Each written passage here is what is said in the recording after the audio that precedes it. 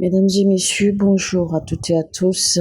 Alors aujourd'hui, nous allons évoluer, d'accord, dans un autre épisode, plutôt la deuxième partie d'un message que nous avons déjà commencé, le message intitulé L'ivresse de l'esprit.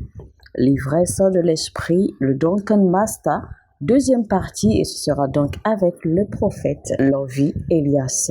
Et nous avons retenu, d'accord, en dernière partie, dans le premier épisode de ce message, que la prophétie, en fait, est enracinée, est basée sur l'ivresse de l'esprit et non sur la logique ou les compréhensions ou les visions, mais plutôt sur l'ivresse de l'esprit. Seul quelqu'un qui est ivre en esprit est en mesure de prophétiser, parce que vous ne pouvez pas raisonner avec quelqu'un qui est ivre de l'esprit.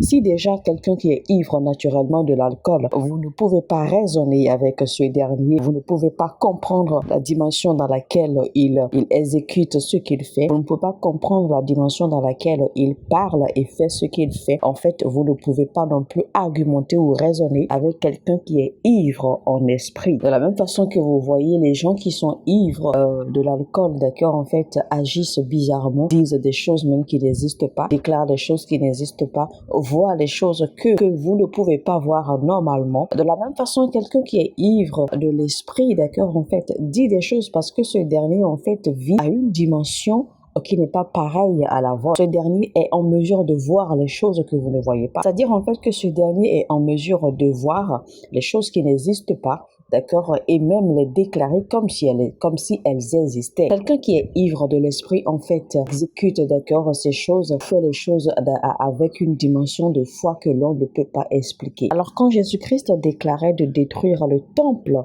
et qu'il allait le rebâtir en 3 jours, vous avez vu comment le peuple, les pharisiens, les connaisseurs, en fait, s'étaient mis en colère contre Jésus-Christ et ils ont commencé, en fait, à dire qu'il était possédé d'un démon parce que en fait, naturellement, le temple a été bâti. Ils ont mis des années, d'accord, pour bâtir le temple. Et Jésus-Christ, maintenant, de détruire le temple et que lui, il allait le bâtir en 3 jours, ils se sont mis en colère et ils ont commencé, en fait, à l'accuser, mal le voir. Parce qu'en réalité, c'est parce qu'ils ne comprenaient pas la dimension dans laquelle Jésus-Christ parlait. Ils ne comprenaient pas en réalité ce que Jésus-Christ disait. Mais c'est très simple, c'est parce que Jésus-Christ était ivre de l'esprit. L'autre chose aussi, rappelez-vous quand Jésus-Christ disait aux gens, vous êtes guéris, eh bien, allez faire ceci, vous êtes guéris et tout cela. En fait, la plupart, d'accord, leur guérison ne s'opérait pas instantanément parce que Jésus-Christ les avait touchés. Beaucoup d'entre eux, en fait, Jésus-Christ leur déclarait qu'ils étaient guéris et Jésus-Christ leur donnait une instruction, d'accord. Et c'est quand ils quittaient Jésus-Christ, en fait, qu'ils constataient effectivement leur guérison. Rappelez-vous, par exemple, quand Jésus-Christ avait prié pour les lépreux, il leur a dit, partez car vous êtes guéris complètement maintenant. Mais sur le champ, en fait, ils n'avaient pas constaté leur guérison. Mais en arrivant à leur destination, eh bien, ils ont constaté en fait qu'ils étaient effectivement guéris. Donc, Jésus-Christ ne déclarait pas forcément que les gens étaient guéris, que les miracles étaient opérés déjà et tout cela, parce que cela se faisait instantanément. Mais il le savait et il le déclarait, d'accord, car ça n'existait pas, mais il le déclarait comme si ça existait déjà. Et donc, quand vous exécutez, alors vous constatez, d'accord, le miracle. Quelqu'un qui est naturellement ivre d'alcool, d'accord, on ne va jamais se sous-estimer. Quand vous croisez quelqu'un qui est sourd, vous croisez quelqu'un qui est ivre, d'accord, dans la rue ou n'importe où, vous voyez un peu comment il se comporte. Il ne se sous-estime jamais. Il se voit toujours au-dessus de tout. Il se voit toujours les rois de la terre. Il se voit toujours capable de tout, capable de l'impossible. Donc, le problème de notre génération chrétienne, c'est parce que nous ne sommes pas encore ivres de l'esprit, alors que Dieu nous appelle à être ivres de l'esprit. Dieu veut que nous travaillions à devenir ivres de l'esprit. La Bible dit clairement, ne soyez pas ivres du vin, ne soyez pas saouls, ne vous saoulez pas du vin, mais saoulez-vous plutôt de l'esprit.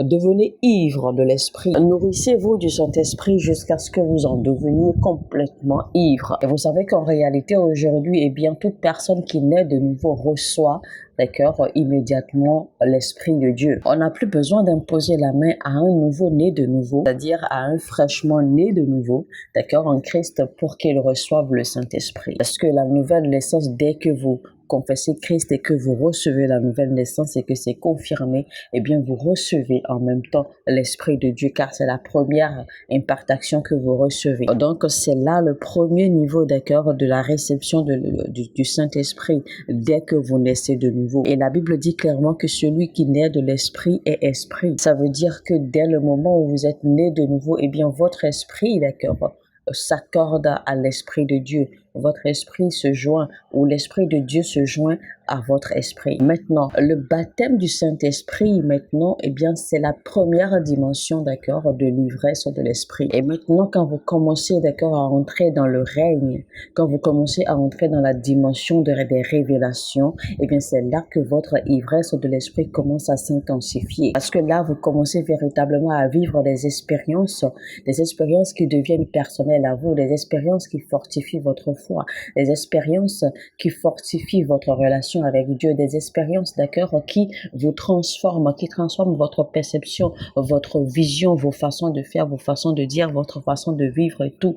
Des expériences, en fait, qui transforment entièrement votre vie avec Dieu. Des expériences qui vous font entrer dans une dimension spirituelle au point où vous devenez ivre de l'Esprit de Dieu. Rappelez-vous, d'accord, que dans le livre de Genèse, en fait, au commencement de la Genèse, quand Dieu créait les choses, eh bien, il n'y avait pas de manifestation de ces choses-là, mais Dieu les avait toutes créées. Les manifestations des choses que Dieu a créées, en fait, sont devenues effectives dans Genèse chapitre 2. Donc, pendant que Dieu créait les choses, pendant qu'il déclarait avec sa parole toutes ces choses qui allaient exister, eh bien, les choses ne se manifestaient pas encore physiquement. C'est au chapitre 2, d'accord, que l'on voit la manifestation, l'évidence de toutes ces choses que Dieu a commencé à créer, ces choses que Dieu a créées au commencement, jusqu'à ce que Dieu ait formé Adam et que Dieu ait mis son souffle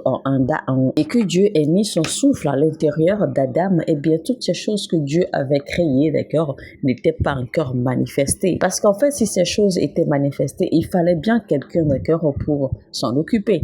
Il fallait bien quelqu'un pour être en charge.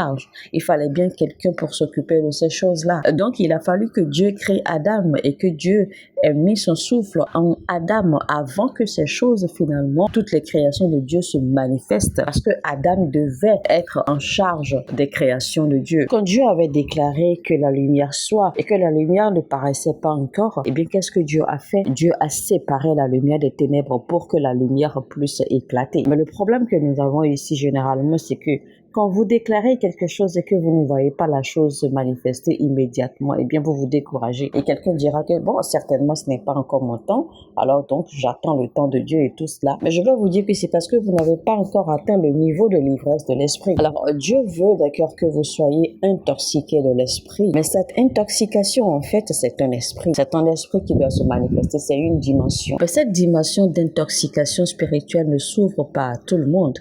Elle ne s'ouvre pas n'importe comment, parce qu'il faille bien faire des sacrifices jusqu'à un certain niveau. Donc cette dimension s'ouvre seulement à ceux-là qui ont été ou qui sont prêts à payer le prix qu'il faut. Lisons Genèse 27, verset 25. Isaac dit, « Serre-moi et que je mange du gibier de mon fils, afin que mon âme le bénisse. » Jacob le servit et il mangea. Il lui apporta aussi du vin et il but. Rappelez-vous, d'accord, dans cette histoire que Jacob se faisait passer pour son frère Esau. Alors dans ce verset, en fait, en réalité, si vous lisez bien, vous allez voir que leur père Isaac, en fait, avait réclamé seulement du gibier, d'accord, qu'il voulait, en fait, que son fils Esau lui prépare afin qu'il puisse bénir son fils. Mais voici ce que Jacob a fait.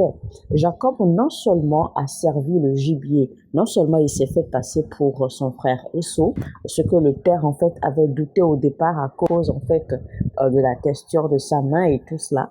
Mais Jacob a tout fait, d'accord, pour convaincre leur père qu'il était Esau. Alors non seulement Jacob a servi le gibier, d'accord, à son père, et en plus de cela, il lui a servi du vin à boire, ce que son père n'a pas demandé. Son père n'a pas demandé du vin, il a simplement demandé de la viande à manger. Mais vous voyez, en fait, en lisant seulement ce verset, d'accord, en lisant seulement ces écrits, si vous n'avez pas la révélation qu'il faut, vous ne comprendrez pas en réalité pourquoi Jacob a fait cela. Pourquoi Jacob a-t-il rajouté du vin, d'accord, à la viande que son père avait réclamé à manger? C'est parce que Jacob, en fait, il faisait tout cela toujours, d'accord, en fait, pour couvrir sa fausseté. Donc, il savait très bien que même si son père mangeait le gibier, à un moment, certainement, son père découvrirait. Et donc, il a compris alors que pour faire, en fait, ou pour amener son père à prophétiser, à déclarer les bénédictions sur lui, qui est Jacob et qui se fait passer pour Esau, eh bien, il faille que son père soit ivre. Il faille que son père soit saoulé. Donc, c'est pour cela qu'il lui a servi du vin à boire. Parce qu'il savait que dans un état d'ivresse, eh bien, son père déclarerait toute bénédiction sur lui, sans retenue. Parce que Jacob savait qu'il fallait qu'il puisse en fait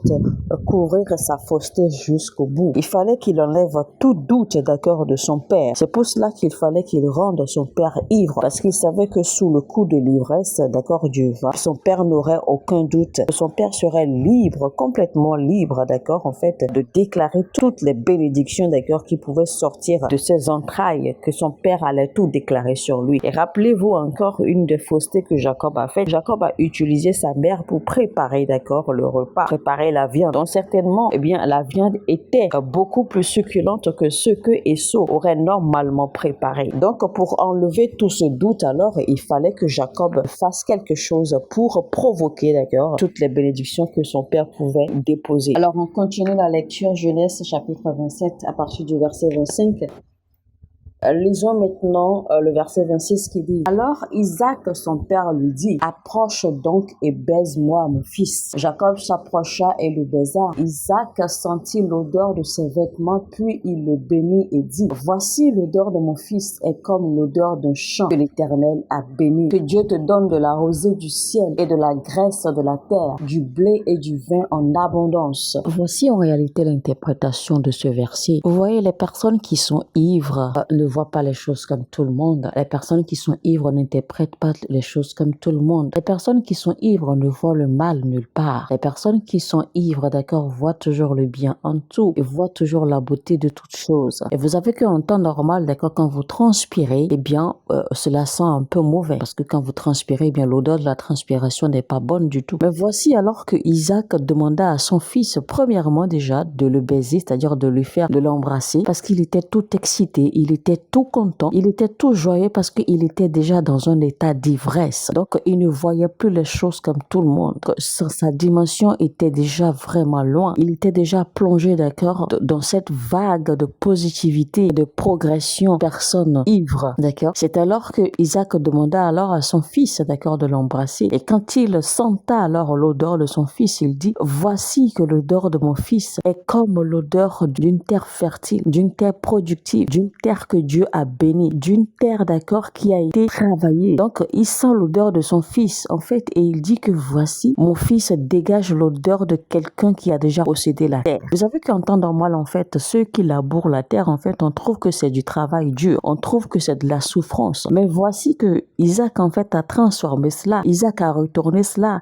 Isaac a dit que non, l'odeur que tu as là, cette odeur de la terre que tu ressens, que tu dégages, eh bien, cette odeur, c'est l'odeur d'une terre que Dieu a bénie. C'est l'odeur d'une terre que tu as déjà possédée. Cela voudra dire en fait que Jacob, d'accord, était déjà dans une dimension où il ne voyait rien de négatif. Donc, il ne faisait que déverser des déclarations, des prophéties positives sur son fils, des prophéties que Dieu était obligé, d'accord, de faire s'accomplir dans la vie de Jacob. Et c'est pour cela que partout où Jacob mit ses pieds, la terre devait le favoriser. Il devait s'enrichir. Dieu devait le rendre prospère partout où il mettait les pieds. Parce que son père, un aîné, d'accord, un patriarche, avait déjà déclaré des choses sur sa vie. Et cela devait s'accomplir. Des choses qui n'existaient pas, mais un patriarche les a déclarées étant dans une dimension de l'ivresse. Et même quand Jacob fuyait, il a fallu que Dieu le rattrape, d'accord, pour pouvoir confirmer les paroles déclarées de son père sur sa vie. Et donc, Isaac était tellement ivre, il était tellement dans une dimension, il était déjà plongé complètement dans l'esprit qu'il ne pouvait rien retenir.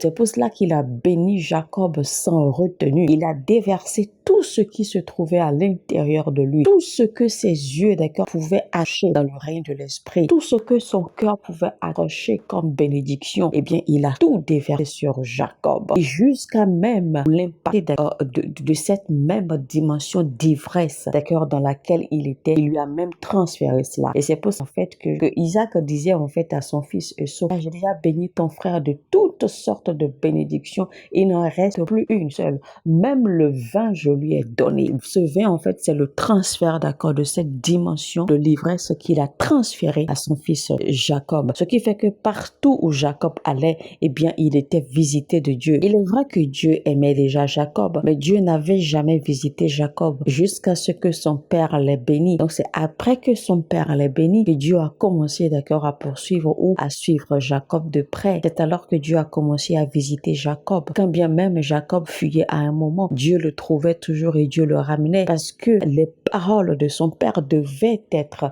accomplies sur sa vie. Et imaginez un peu que c'est même dans cet état d'ivresse que Isaac, d'accord, a rendu tous les frères de Jacob ses serviteurs, parce que c'est ce qu'il a déclaré sur la vie de Jacob. Et donc, par ce transfert, d'accord, de cette dimension de l'ivresse de l'esprit, qu'il a même transféré à Jacob, eh bien, il a placé au-dessus de tous ses frères, et même de son aîné qui serait son serviteur après. Donc, c'est pour cela que il a dit, d'accord, à Esau qu'il n'avait plus rien comme bénédiction à lui donner parce qu'il avait tout déversé sur son frère. Et quand bien même, en fait, il a béni son fils Esau, finalement, il lui a dit, même si je te bénis, tu seras quand même serviteur de ton frère parce que je lui ai déjà transféré le vin. Et puis voyez-vous, même quand Esau, d'accord, suppliait son père de le bénir, quand Esau a finalement apporté le gibier que son père avait réclamé, d'accord, son père était déjà, d'accord, en état normal, mais il ne pouvait plus rien, le mal était déjà fait. Donc Esau a effectivement apporté le gibier que son père avait réclamé, mais il n'avait pas apporté du vin. Il avait seulement fait, d'accord, à la lettre, en fait, ce que son père avait dit. Et donc, il n'y avait rien pour déclencher même des bénédictions, puisque tout avait déjà été transféré, parce que même Esau n'avait pas apporté du vin. Voilà donc pourquoi quand un prophète vous demande de faire quelque chose, par exemple, je prends par exemple une semence, eh bien, il faut toujours chercher à faire plus. Il faut toujours chercher peut-être à faire le double ou même le triple si vous pouvez. Parce que ce faisant, eh bien, vous forcez les barrières. Vous repoussez les barrières pour pouvoir en fait faire sortir cette partie ou cette dimension de l'ivresse de l'esprit de l'homme de Dieu pour pouvoir provoquer en fait la manifestation d'accord d'une dimension plus profonde, d'une dimension au-delà de ce qu'il aurait pu faire ou ce qu'il avait prévu faire par votre semence. Donc, Dieu a aimé Jacob parce que Jacob était toujours prêt à faire plus. Le père de l'enfant prodige l'a aimé, l'a récupéré parce qu'il a compris que son fils était toujours prêt, d'accord, qu'il était prêt à faire plus, qu'il était prêt à faire mieux. Donc, si on doit continuer maintenant notre lecture biblique, on descend maintenant vers le verset 28, 29, 30. Alors que Dieu te donne de la rosée du ciel et de la graisse de la terre, du blé et du vin en abondance. Que des peuples te soient soumis et que des nations se prosternent devant toi. Sois le maître de tes frères et que les fils de ta mère se prosternent devant toi. Maudit soit quiconque te maudira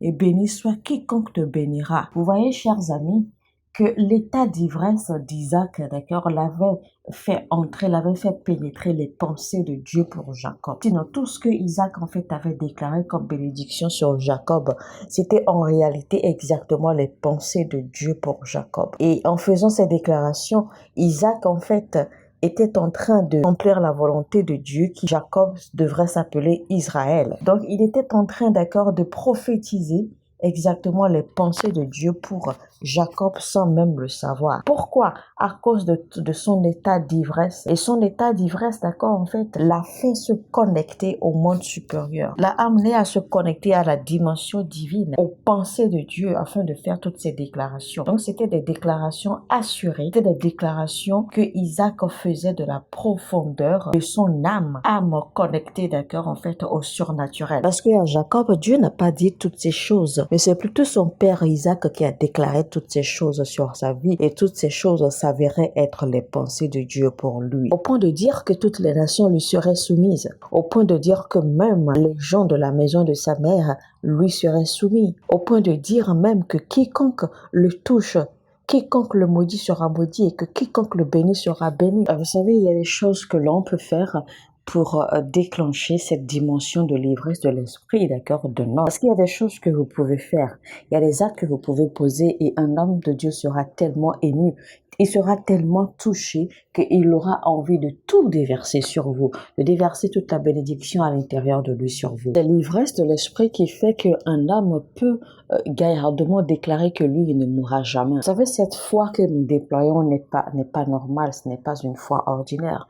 Cette foi que nous déployons est une foi, d'accord, qui découle de cette dimension de l'ivresse de l'esprit. Seul un homme ivre vous dira gaillardement en face qu'il possède plus que vous ne pensez, qu'il possède plus que vous n'en avez jamais vu. Même si à cet instant, il n'a rien, mais le fait qu'il soit en fait ivre, eh bien, il est déjà entré, d'accord, dans d'autres dimensions, à la dimension naturelle. C'est pour cela que vous allez voir les personnes ivres déploient un certain niveau de sagesse. Les personnes ivres déploient un certain niveau de courage et de bravoure. Les personnes ivres, d'accord, en fait, dans leur état d'ivresse, eh bien, sont si aisément connectées, d'accord, au règne surnaturel.